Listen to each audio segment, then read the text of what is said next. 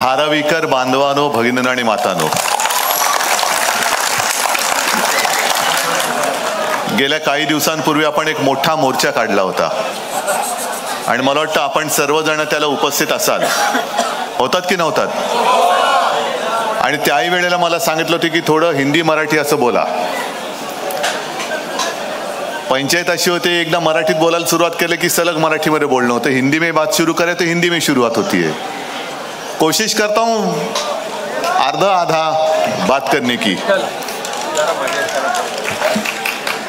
आज काही आपली तशी जाहीर सभा नाहीये, कारण असं काही निमित्त नाहीये. नाही निवडणुका आल्यात ना कोणता कार्यक्रम, असं काही नाहीये. मी तर असं ठरवलं की आता जरा शाखा शाखाने भेटी द्यायच्या. कुछ दिन पहले मैं उल्लासनगर, कल्याण उस चुनाव क्षेत्र का मैंने दौरा किया और हर जगह एक ऐसी और इससे बड़ी छोटी ऐसी मीटिंग ही हो गई. फिर रायगढ़ में गया, विनायक जी के चुनाव क्षेत्र में गया और आज आपको मिलने के लिए धारावी में आया हूँ. निमित्त आहे शाखा भेटी, पण गर्दी एवढी होते की शाखेचं दारच मला दिसत नाही. आणि आता स्टेजवरती आल्यावरती विनायक राऊत म्हणाले की आम्ही शाखेत बसलो होतो. म्हटलं शाखा कुठे? ही काय इकडे? आता दिसते कुठे शाखा? बघा, सगळी गर्दीच गर्दी आहे. आणि पूर्ण महाराष्ट्रामध्ये हेच झालेलं आहे. जिथे जातोय तिथे लोकच्या लोक, झुंडीच्या झुंडी रस्त्यावरती येत आहेत, मैदानात येत आहेत. हे जे काय सरकार है, सरकार के खिलाफ एक असंतोष है.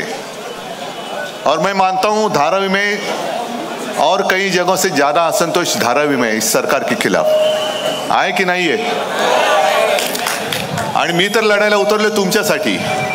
तुम्ही सोबत राहणारच की नाही आहात? कारण एक नवीन तरीका उन्होंने ढूंढ निकाला है. सरकार की जितनी सारी यंत्रणा है, मत ईडी असेल, सीबीआई, इनकम टैक्स, यहाँ तो मैंने सुना कुछ रिटायर्ड पुलिस अफसर को भी लगा दिया है काम पर. गुंडागर्दी बढ़ती जा रही है. मग त्यांच्या मागे काहीतरी लावायचं आणि त्यांना पक्षात फोडून घ्यायचं. आपल्या इथले पण काही जण, आपल्यातले नाही पण इकडचे तिकडचे त्यांच्याकडे गेले. विकाऊ माल असतो तो विकला गेला, हरकत नाही. पण मला माझे निष्ठावंत मावळे सोबत आहे, तोपर्यंत लढण्याची मला अजिबात चिंता नाही आणि विजयाची तर अजिबात नाही, कारण जिंकणार म्हणजे जिंकणारच. तुम्हाला सर्वांना कल्पना आहे. आता विनायक राऊत जे बोलले, संजय राऊत जे बोलले, मोर्चा काढला तेव्हाच मी म्हटलं होतं की तुम्हाला धारावीकरांना एक तात्पुरती व्यवस्था म्हणून, त्याला काय म्हणतात, ट्रान्झिट कॅम्प म्हणून इकडनं उचलतील आणि मिठागरात टाकून देतील. तेव्हा निर्णय झालेला नव्हता. मग काही जण सरकारमधले म्हणाले की असं काही होणार नाही, उद्धव ठाकरे असंच काहीतरी बोलतोय. आणि बरोबर गेल्या काही दिवसापूर्वी कोणी जागा मागितली? आजपर्यंत आपण अनेकदा मुंबईकरांसाठी कांजूरमार्गची जागा मागत होतो, तर केंद्र सरकार कोर्टात गेलं होतं, ही तुमची जागा का आमची जागा? हो, आम्हाला नकोय ती जागा, आपल्या लोकांसाठी पाहिजे. नाही, बस हमारी जगह आहे. मला वाटतं तिकडे पण मिठागर आहे, कांजूरला पण मिठागर आहे, नाही दिली जागा. आणि आत्ता म्हणजे जेव्हा मी मुख्यमंत्री म्हणून माझ्या मुंबईकरांसाठी कांजूरमार्गची जागा मागत होतो तेव्हा दिली नाही, पण आत्ता पंतप्रधानांच्या मित्रासाठी, अदानीसाठी मात्र मुलुंडची आणि तिथली मिठागराची जागा देऊन टाकली एका फटक्यामध्ये. हाँ, है तुमसे यही है कि ये आपकी परिभाषा है, सबका साथ सबका विकास? मतलब साथ सबका चाहिए, लेकिन विकास सिर्फ मेरे मित्र का होगा, मेरे दोस्तों का विकास होगा. सबका साथ और मित्र का विकास नहीं, ऐसे नहीं होने दूंगा मैं. माझे धारावीकर इथून कुठेही जाणार नाहीत. माझ्या धारावीकरांना विकास पाहिजे, तो म्हणजे इथल्या इथेच पाहिजे. कारण तुम्हाला असं वाटत असेल सोपं की अरे हे काय साधी गोष्ट आहे, इकडे घरं बांधले पण आपल्याला दिली मिठागरात जागा. पण एकदा जर का तुम्ही मिठागरात गेला तर परत तुम्हाला धारावी दिसणार नाही, कारण ही जागा दुसऱ्या तिसऱ्याच्या नाही तर खुद्द अडानीच्या घशामध्ये घातली जाते. म्हणजे धारावी तर गेलीच आणि मिठागर पण गेलं.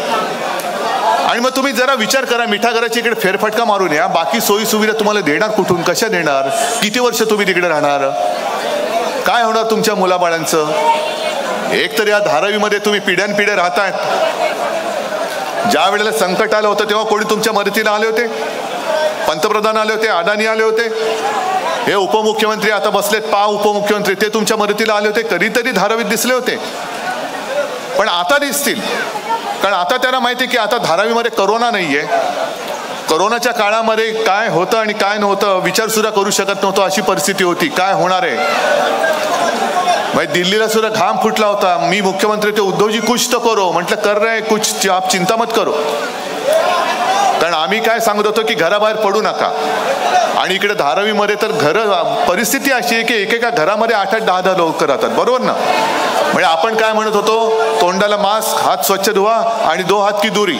अरे 2 हात की दुरी म्हटल्यानंतर माझ्या धारावीकरांचं घर केवढं आहे. एक तर पहिला प्रथम हे तुमचं जे काय फिंजिबल आहे ते मला काही त्याच्यात जायचं नाहीये, पण माझ्या धारावीकराला हक्काचं 500 फुटाचं घर मिळालं पाहिजे, म्हणजे मिळालंच पाहिजे, ही आमची पहिली मागणी आहे. विकास आम्हाला पण पाहिजे, पण तुम्ही इकडे नुसता कोणवाडा करून टाकायचा, या लोकांना उचलून मिठागरामध्ये फेकून द्यायचं आणि इकडे सगळं आबाद करून उपऱ्यांची इकडे जर का वस्ती बसवणार असेल आणि सगळा पैसा जर अदानीच्या खिशात घालणार असाल तर मग माझ्या धारावीकरांनी काय पाप केले. धारावीकरांनी काही गुन्हा नाही केलेला. इतके वर्ष ते ज्या एका या धारावीमध्ये राहिले, कशी होती धारावी, आता सुद्धा कशी आहे, ही आता हिला सोन्याची किंमत आली. पण मुंबईतने एक उद्योगधंदे घेऊन जात आहेत, डायमंड मार्केट घेऊन गेले, आणखीन सगळे ओरबाडून घेऊन जात आहेत, आणि आता त्यांना ते कमी पडतंय म्हणून धारावीच्या विकासाबरोबर अख्खी मुंबई ते विकत्या अडाणीच्या खिशात घालायला निघालेले. आजच मी येताना वाचत होतो, वांद्रा रेक्लेमेशनसाठी सुद्धा टेंडर काढलेली आहेत आणि ते 3 टेंडर आहेत. कोण त्याच्यात मी नावं वगैरे वाचले नाही, पण 100% आज लिहून घ्या की ते सुद्धा टेंडर अडाणीला मिळणार आहे. आज तारीखवार आणि वेळेनुसार लिहून घ्या. वांद्रे रेक्लेमेशनचं टेंडर सुद्धा अडाणीला मिळते की नाही बघा तुम्ही. इथे सुद्धा जो काही टेंडरचा घोळ झाला हा तुम्हाला माहिती आहे. आपलीच लोक घुसवायची, आपल्यामध्ये सगळं मॅनेज करायचं आणि बरोबर अडाणीला कसा फायदा होईल अशा पद्धतीने टेंडर देऊन टाकायचं. आपल्याला काय वाटतं, बघा टेंडर काढलं होतं आम्ही, पण करणार काय, क्या करे. अडानी का टेंडर सबसे अच्छा था तो हमको तो देना ही चाहिए. इतनी आसान बात नहीं है. हर सारी जगह अडानी को कैसे मिल रही है. वांद्रा रेक्लेमेशन का भी टेंडर अभी निकला ऐसे मैंने सुना. मी मुद्दामून हिंदीत सांगतो. 3 टेंडर, किसी 3 लोगों ने टेंडर भरे ऐसे मुझे पता चला, लेकिन आप आज लिख के रखो अडानी को ही वो मिलने वाला है. नाही मिळालं तर बघा तुम्ही. संपूर्ण मुंबई घशात घालायची, मुंबई एक तर भिकेला लावायची, एक तर महाराष्ट्रामध्ये एवढी गुंडागर्दी झालेली आहे की महाराष्ट्र पूर्ण बदनाम करून टाकलेलं आहे. महाराष्ट्रामध्ये बाहेरचे उद्योगधंदे येणारच नाहीत अशी परिस्थिती करून ठेवायची. हे ह्या नाकर्ते आणि नालायक राज्यकर्त्यांना कळत नाहीये, सत्ताधाऱ्यांना कळत नाहीये.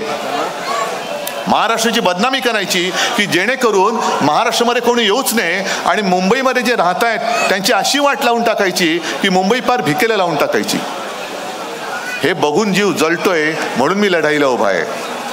मला सुद्धा काय साठवलोट करायचं असं करून मी मोकळा झालो असतो, तुम्हाला कळलं पण नसतं. पण मी गरिबांसोबत उभा राहिलो कारण ही माझी ताकद आहे आणि यांच्यासाठी म्हणून मी लढाईला उभा राहिलेलो. डील करना क्या आसान बात है, लेकिन आपका जीवन बर्बाद कर मैं कुछ भी डील नहीं करूंगा, कभी नहीं कर सकता मैं. ज्याला तुमच्या म्हणजे काल परवाकडे आमचा एक चांगला कार्यकर्ता मारला गेला, अभिषेक घोसाळकर, त्याच्यावरती आज मी बोललो. कारण काल उपमुख्यमंत्री जे राज्याचे गृहमंत्री आहेत देवेंद्र फडणवीस, आता तुम्ही मला सांगा, गेल्या आठवड्यामध्ये भाजपच्या आमदाराने भर पोलीस स्टेशनमध्ये गोळीबार केला. काल परवाकडे आमचा एक चांगला कार्यकर्ता, त्याला गोळीबार करून त्याची हत्या झाली. आज बातमी आली जळगावमध्ये सुद्धा एका भाजपच्या माजी नगरसेवकाची हत्या झाली. आणखी नागपूरमध्ये आज 2घांच्या हत्या झाल्यात. संपूर्णपणे हत्या होत आहेत. मग गृहमंत्री आहेत की नाही. आणि मग गृहमंत्र्यांचा राजीनामा मागितल्यानंतर गृहमंत्री अत्यंत बेशरमपणाने म्हणतायत की उद्या गाडीखाली एखादा कुत्रा जरी आला तरी तुम्ही माझा राजीनामा मागा. मग तुम्ही यांच्याकडे मतं मागायला येतात कशाला. आम्ही जो आवाज उठवलाय तो आमचा कार्यकर्ता मारला गेला म्हणून आम्ही आवाज उठवला. आणि तुमच्या लेखी जरी सगळी जनता कुत्र्या मांजरासारखी असेल तर निवडणुकीला आल्यानंतर सुद्धा तुम्हाला सुद्धा त्यांच्या पेकाटामध्ये लाथ घालावीच लागेल. तुमची शक्ती काय ही तुम्ही आता जर का दाखवून देऊ शकला नाहीत तर मग काय अडाणी काय कोणी काय, आओ जाओ घर तुम्हारा, आम्ही बरे आहोत, आम्ही मिठागरामध्ये टाका नाही तर कुठेही फेका, आम्हाला काही फरक पडत नाही. आणि फक्त तुम्ही जागे आहात की नाही एवढंच बघायला आलो होतो. जागे आहात ना? पुन्हा निवडणूक आता आलेली आहे तोंडावर. 1-2-2.5 महिन्यावरती निवडणूक येईल.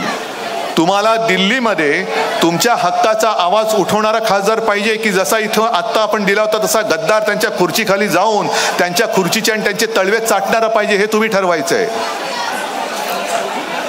हा निर्णय तुम्ही घ्यायचा आहे. आम्ही तर लढायला तयारच आहोत.